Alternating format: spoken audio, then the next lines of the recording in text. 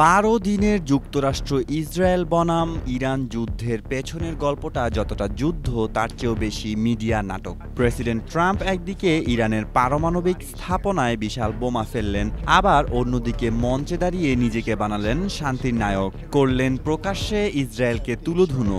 অথচ সেই দিনে যুক্তরাষ্ট্র তাদের যুদ্ধবিমান দিয়ে ইরান আক্রমণ করল। ইরান পাল্টা হামলায় কাতারে অবস্থিত মার্কিন ঘাঁটিতে ক্ষেপণাস্ত্র ছুড়ে জানালো, আমরা যুদ্ধ চাই না, কিন্তু চুপও থাকবো না। ওয়ালটন আবারও মিলিনিয়ার অফারে ওয়ালটন ফ্রিজ কিনে আপনিও হয়ে যেতে পারেন মিলিয়নিয়ার। মিলিনিয়ার ছড়াছড়ি দেশ জুড়ে, এটা শুধু ওয়ালটনই পারে।